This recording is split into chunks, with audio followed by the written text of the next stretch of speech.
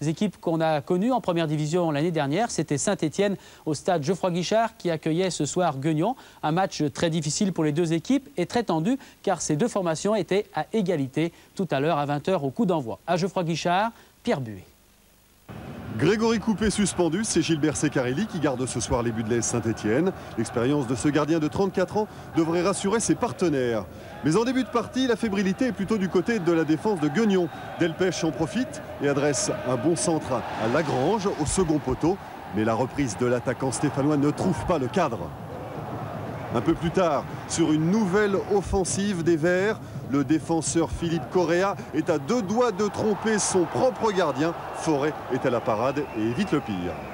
Pour effacer ses maladresses, Gueugnon réagit à ses dos côté droit centre. Safanjon bien seul reprend. Secarelli est battu, pas tout à fait. Le poteau stoppe la course du ballon. Sur ce coup-là, Secarelli est plutôt vénard. Alors le match s'emballe et ce sont les Stéphanois que l'on retrouve à l'attaque. Delpech sur le côté gauche, en duel avec Durietti. Il peut tout de même centrer. À la réception, il y a la tête de Lagrange. Forêt ne peut plus rien faire. Saint-Étienne prend l'avantage 1-0 grâce à Christophe Lagrange qui inscrit là son 6e but de la saison à 5 minutes de la mi-temps. La seconde période démarre sur un rythme d'enfer avec on sans doute des Guegnonnais qui veulent absolument égaliser et Patrice Marquet est tout près d'y parvenir ici, mais Gilbert Secarelli impeccable détourne en corner. Quelques minutes plus tard, on se retrouve de l'autre côté du terrain avec Olagnier. Il aperçoit Ndiaye seul au second poteau, service au millimètre. Ndiaye prend tout son temps pour tirer. Forêt s'incline pour la seconde fois dans cette partie. Après 70 minutes de jeu, Saint-Étienne mène 2-0. Ndiaye est plus que jamais le meilleur buteur des Verts avec 8 réalisations.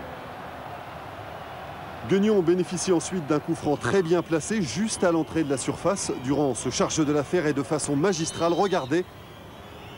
Dans la lucarne, Secarelli est impuissant. Alain Durand réduit l'écart 2-1. Ce sera d'ailleurs la marque finale. Ce duel entre ces anciens de Division 1 a tenu toutes ses promesses. Quant aux Stéphanois, ils restent invaincus à domicile.